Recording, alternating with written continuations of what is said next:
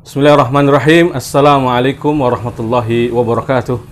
Alhamdulillahirabbil alamin wal aqibatu lil muttaqin wala udwana illa 'alal zalimin. Wa asyhadu an la ilaha illallah wahdahu la syarikalah qayyumus samawati wal ardin. Wa asyhadu anna Muhammadan 'abduhu wa rasuluhul amin. Nabiyina Muhammadin sallallahu alaihi wasallam al-mab'us rahmatan lil alamin wa huwa sayyidul awwalin wal akhirin wa sayyidul mursalin wa ala alihi at-tahirin at-tayyibin wa ashabi ghuril mayamin wa man tabi'ahum bi ihsanin ila yaumil amma ba'd. Kaum muslimin yang dirahmati Allah Subhanahu wa taala, segala puji hanya milik Allah Subhanahu wa taala. Salawat dan salam semoga senantiasa tercurahkan atas junjungan Nabi kita yang mulia Nabi Muhammad Rasulullah sallallahu alaihi wasallam serta para sahabatnya, keluarganya dan juga seluruh pengikut beliau sallallahu alaihi wasallam hingga hari kiamat kelak. Kaum muslimin yang dirahmati Allah SWT, kita jawab kembali pertanyaan-pertanyaan yang masuk dari member grup Parenting Sunnah di beberapa grup ya. Ini dari grup 182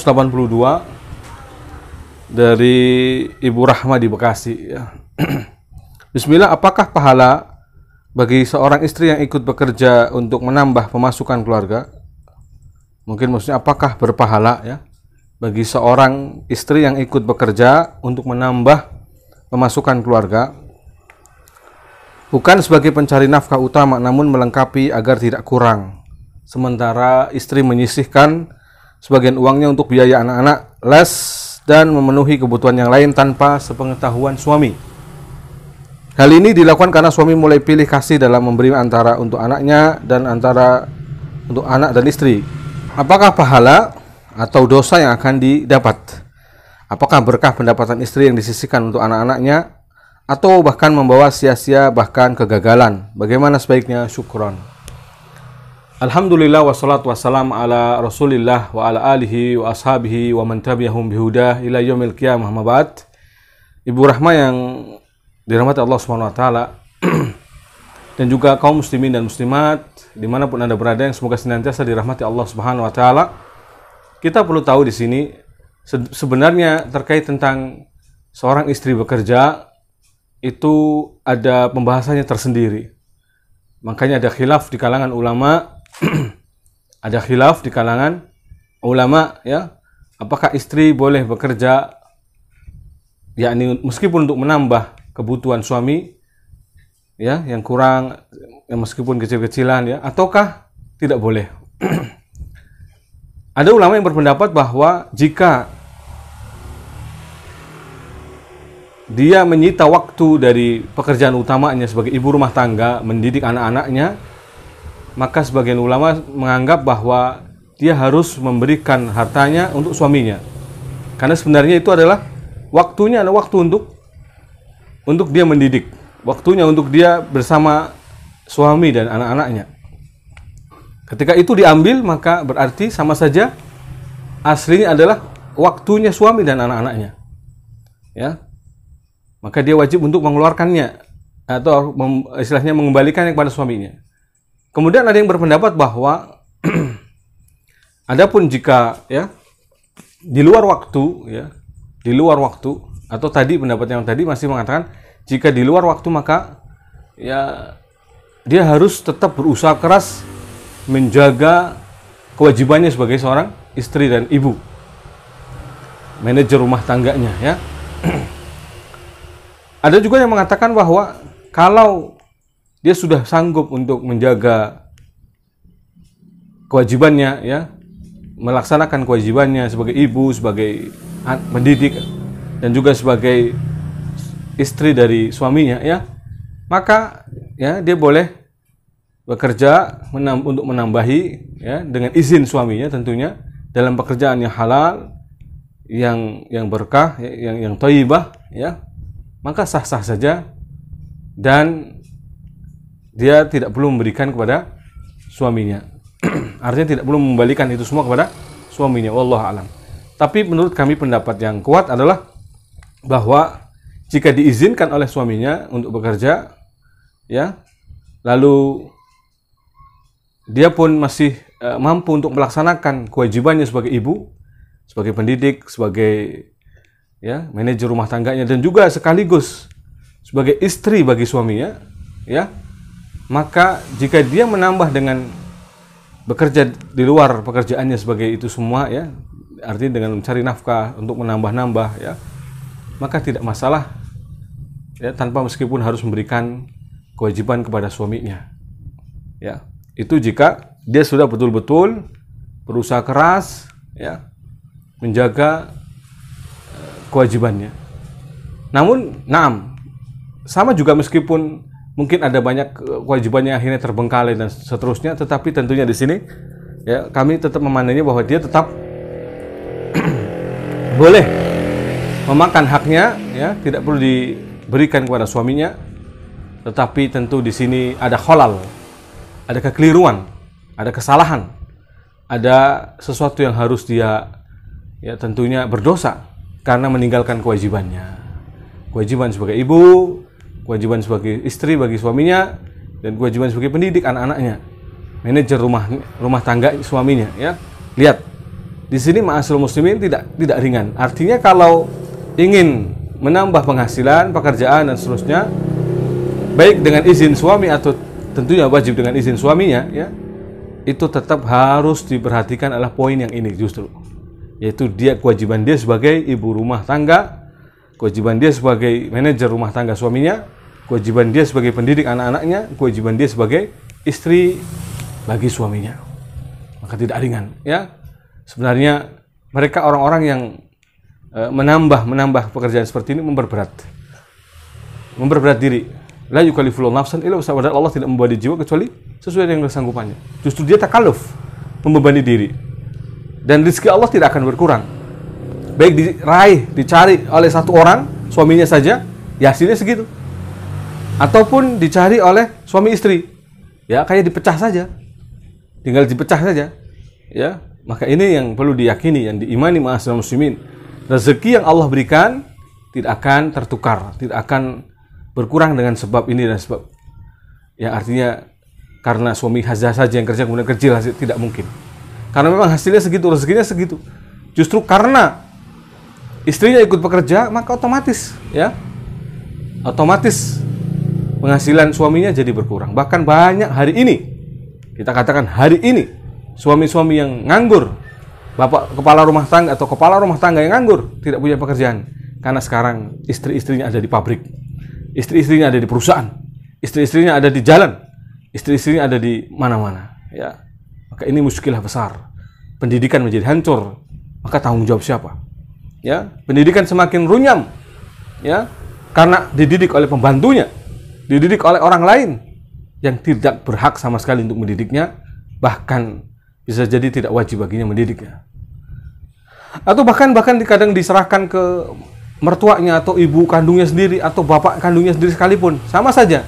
Sebenarnya ini membebani orang lain, ya, meskipun bagian dari keluarganya, ya, tetapi sebenarnya adalah di luar tanggung jawabnya. Konteksnya adalah harusnya tanggung jawab siapa? Tanggung jawab ibu dan juga suaminya. Yang suami atau ayahnya sebagai suami, sebagai kepala rumah tangga, yang dia yang mencari nafkah, ya.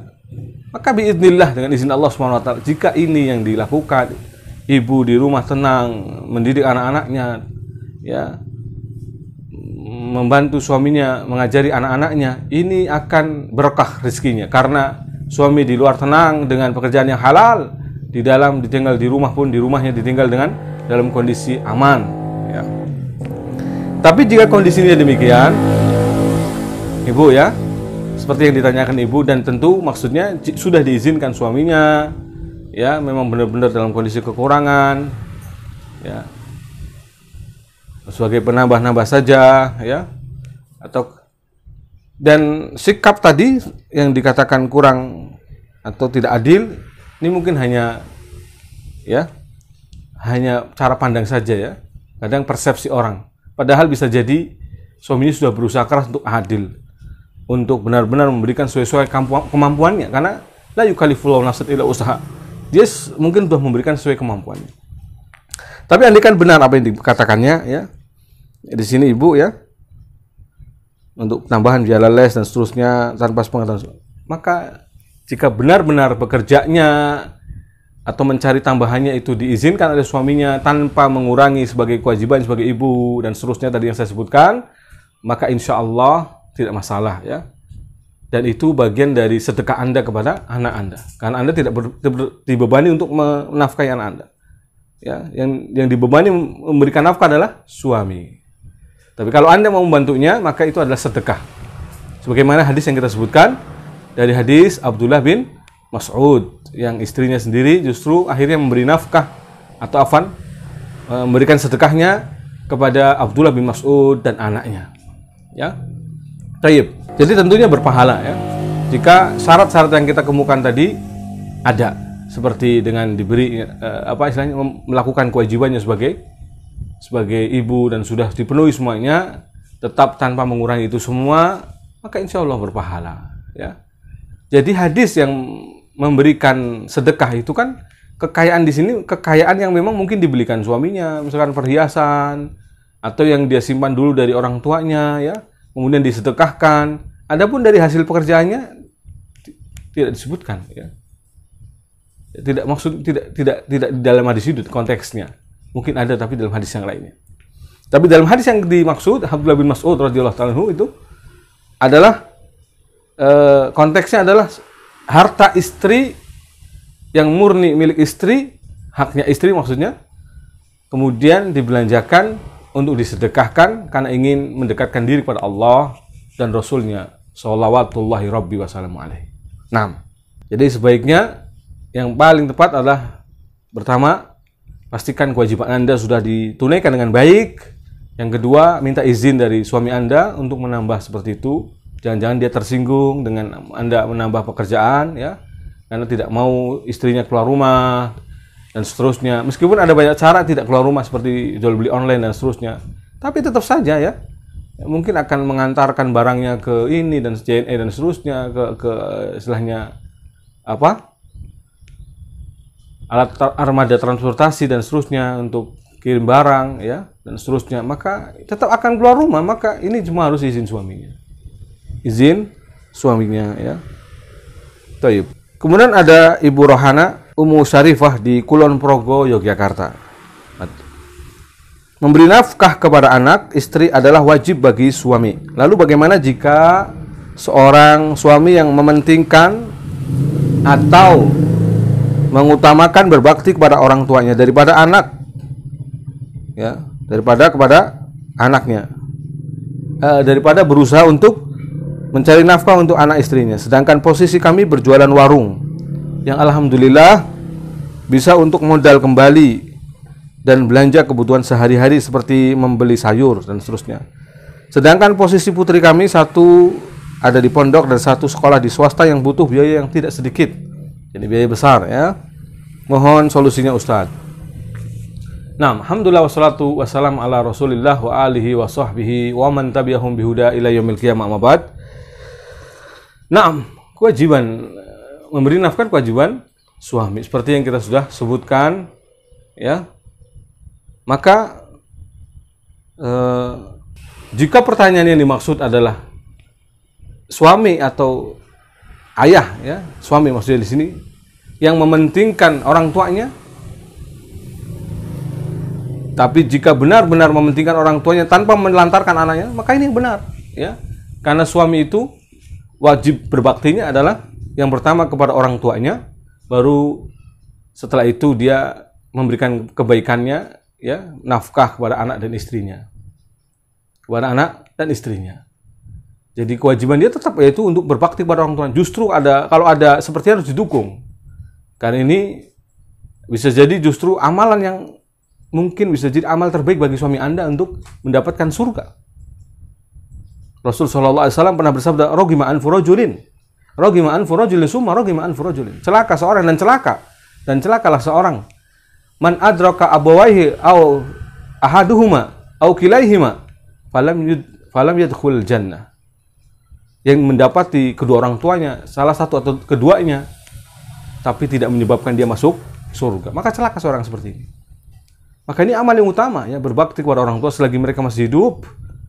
Ya, tidak seberapa paling untuk orang tuanya. Saya kira enggak mungkin lah. Jangan terlalu yakni seolah-olah kita baper. cemburu yang berlebihan ya kepada suami yang memberikan hartanya kepada orang tuanya. Saya kira tidak akan banyak ya. Dan suami juga tahu posisi berapa kebutuhan anak-anaknya ya. Dia akan membagi tentu sesuai dengan kapasitasnya, keilmuannya dan juga kemampuannya ya. Justru ini adalah harusnya didukung. Istri yang salehah adalah yang mendukung kebaikan, yaitu untuk mendahulukan orang tuanya, orang tua suaminya ya, berbakti agar dia berbakti dan berbakti, agar dia tidak durhaka ya, agar dia mendapatkan bagian yang pahala yang besar, yaitu mendapatkan surga dengan berbakti kepada orang tuanya, apalagi di usia senja, usia yang sepuh, yang butuh banyak pertolongan, bantuan dan seterusnya. Nah, tapi kalau benar-benar ya sebaliknya, yaitu kondisinya saat hanya mementingkan orang tuanya dalam arti jor-joran, dan itu benar-benar setiap hari juga ya. Sementara kepada anaknya mungkin sangat sedikit. Ini mungkin perlu saja istilahnya sharing dengan suami dengan cara yang baik ya. Memberikan masukan tapi dengan cara yang baik agar tidak tersinggung ya, agar tidak ya menyakitinya. Karena apa? Karena pemimpin. Anda berbicara bukan kepada bawahan. Suami adalah pemimpin. Ar-rijalu qawwamuna 'alan nisa. Ya, lelaki adalah pemimpin bagi para istrinya, para wanita. Ya. Maka berbicara harus dengan adab yang sopan, yang mulia, bukan membentak-bentak. Maka tidak akan masuk seperti ini. Apalagi digurui ya. Ini yang sering terlupakan oleh istri. Seolah-olah kalau sudah jadi istrinya, maka apa saja berarti boleh. Guyon berlebihan, canda yang berlebihan, akhirnya malah justru merendahkan suaminya. Atau bahkan nasihat yang tidak pada tempatnya, ngomong tidak pada tempatnya, sehingga menyakiti hati suaminya. Ingat, sangat besar hak suami. Rasulullah SAW pernah bersabda, "Lau kuntu amiron ahadan liyasjuda li ahadin la amartul mar'ata an tasjuda li zawjiha."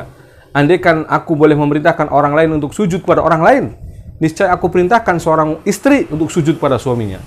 Li'idhami haqqihi, karena saking besarnya hak suami. Ya. Kita memang biasanya hidup di daerah yang notabene seolah-olah sama kedudukannya antara laki-laki dan suami, antara laki-laki dan perempuan, antara suami dan istri, sehingga akhirnya kabur, tidak memuliakan suami sebagaimana mestinya. Nah, kembali ke permasalahan tadi ya Ibu.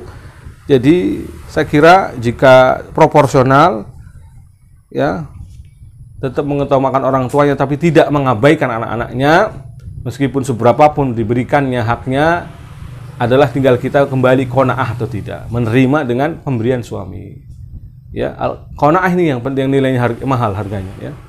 Yang tiada tara ya. Saya kira Allah akan mencukupkan. Kalau kita membantu kebaikan orang tua suami, tetap saja Allah akan bantu. Kalau memang rezekinya anak-anaknya tidak akan terkurangi sama sekali. Demi Allah ya. Yang seperti ini tidak akan terkurangi sama sekali. Demikian ma'asyiral muslimin ya. Nah, jadi kalau ibu pun kemudian menambahnya dari hasil ibu sendiri, seharusnya memang kalau hasil jeripaya ibu adalah harusnya untuk anak-anak ya. Ibu relanya untuk siapa? Untuk anak, kemudian untuk suami saja misalkan. Ya. Tapi kalaupun untuk mendukung agar suami Anda berbakti kepada ibu Anda, orang tua Anda ya, orang tua suami Anda ya, maka ini adalah yang terbaik. Ya. Insyaallah khair.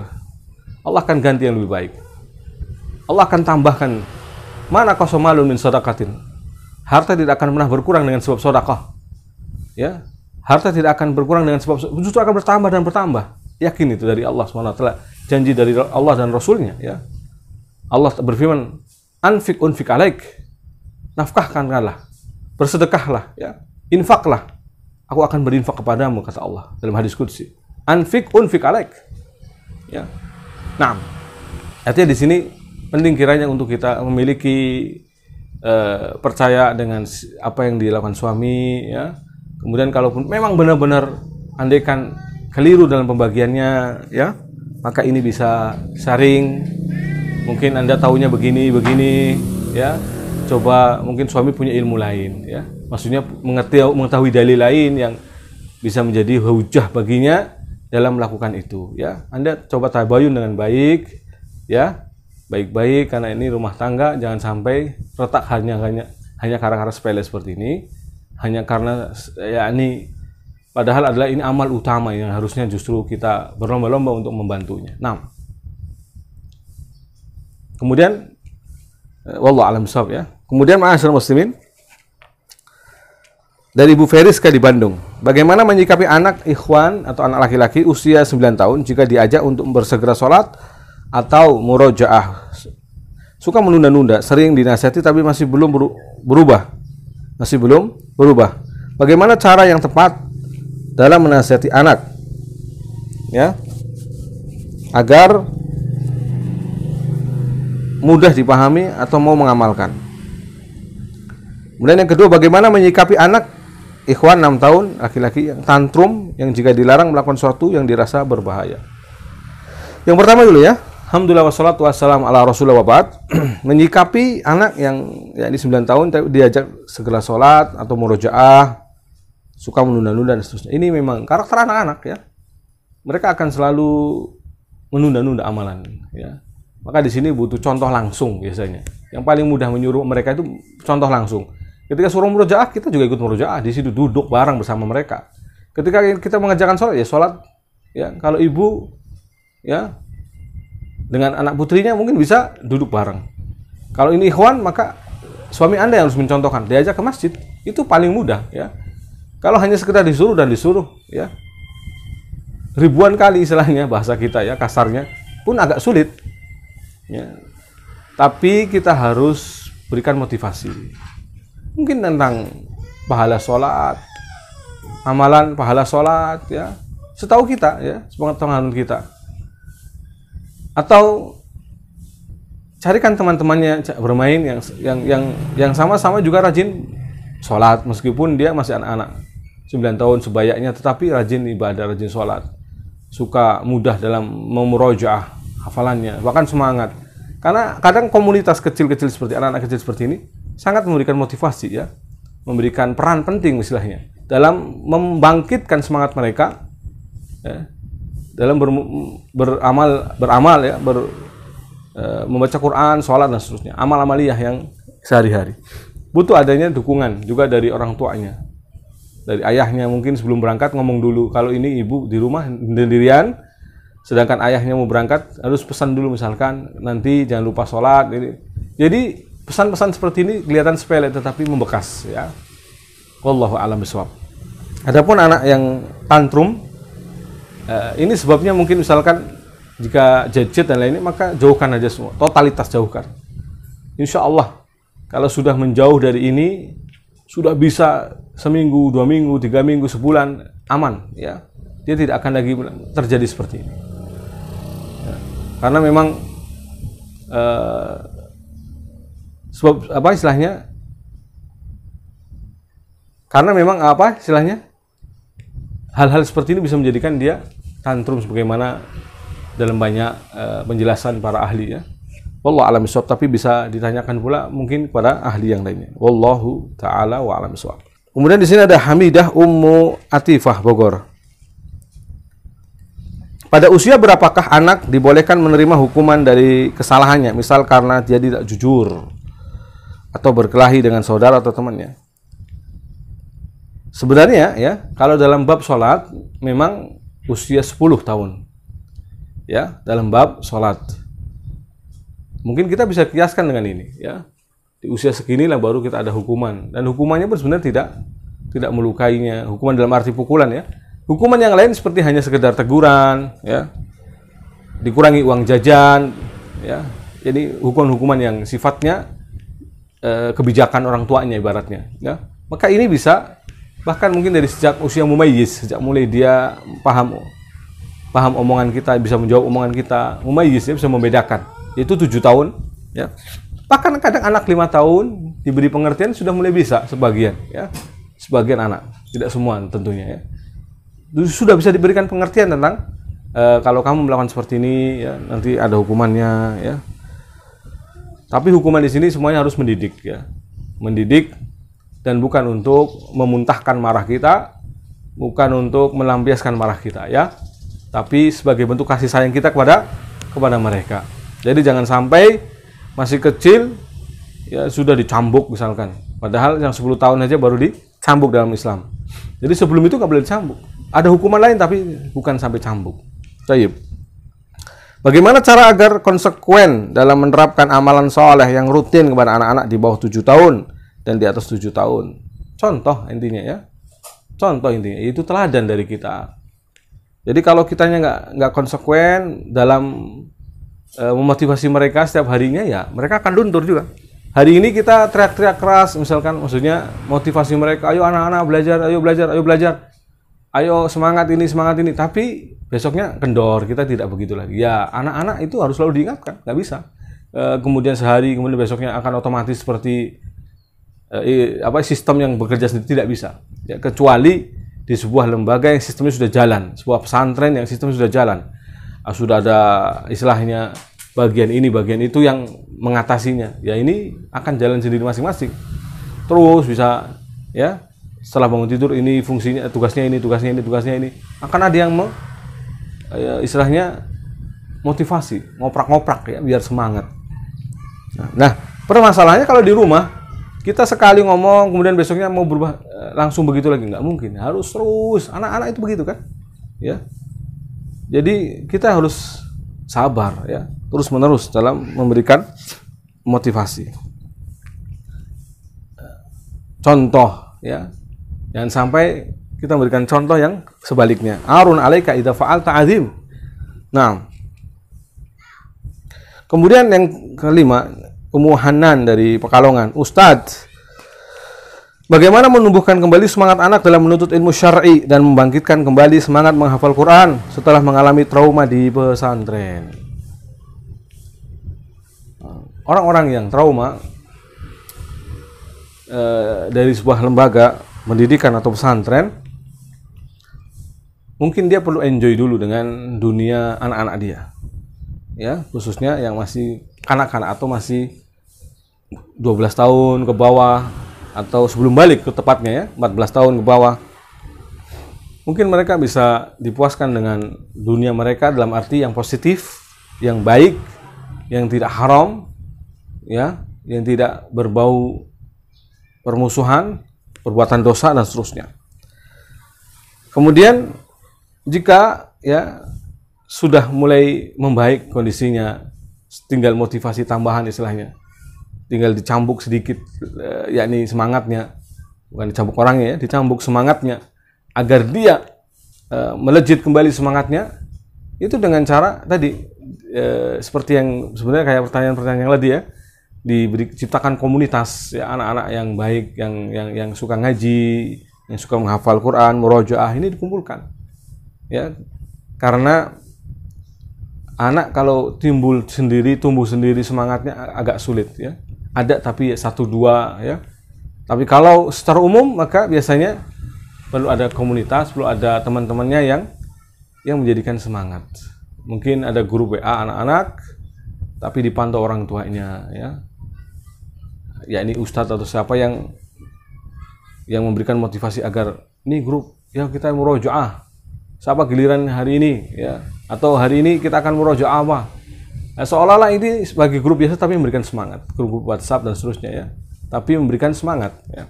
Ini kan cara saja ya, cara saja, bukan berarti wajib seperti ini, bisa dengan cara yang lainnya. Nah, kemudian pula bisa jadi ya, kita mungkin nyari tempat yang tidak terlalu kayak pesantren banget ya, jadi tempat-tempat lembaga Islam tapi yang masih enjoy, masih ada mungkin yang jadi minat dia apa gitu. Kalau ilmu umum misalkan atau olahraga dan seterusnya, ya yang di situ fasilitasnya ada lengkap ya. Kita masukkan ke situ sehingga muncul kembali. Kemudian bahkan dia bisa jadi malah jadi orang yang paling unggul di antara mereka. Karena dia pernah mengenyam pesantren sedangkan teman-temannya tidak pernah mengenyam pesantren. Meskipun dia trauma ya, meskipun dia mungkin tadinya gagal. Tetapi ketika dia di tempat umum ini seolah-olah dia menjadi sosok yang paling justru figur ya, yang bisa figur diteladani, figur yang paling menonjol. Nah, di sini dia akan muncul motivasinya, semangatnya. Karena apa? Dia merasa diwongke, kalau orang bahasa Jawa itu, diorangkan, dimuliakan, paling istimewa, ya, diistimewakan di situ. Nah, ini bisa juga, ya, cari tempat yang dimana iklimnya baik. Jangan sampai justru dimasukkan di tempat yang malah menghinakan orang-orang seperti ini. Ketika ada keunggulan hafalannya, keunggulan ini malah ente, gak gaul, malah dihidupkan sama anak-anak yang lainnya, ini bisa ngedon, bisa malah makin ngedrop. Jadi di lembaga pendidikan atau Islami yang nggak banget pesantren intinya, tetapi masih memuliakan ilmu, masih memuliakan Quran, ya, sehingga kalau masuk justru dia seolah-olah sosok yang diikuti, diunggulkan dan seterusnya. Nah, insya Allah dengan seperti itu motivasinya kembali semangat untuk bahkan mengajari mereka. Ya, di akhirnya ingin menambah pula ilmu syar'i yang lainnya. Ya. Terus dan terus. Nah,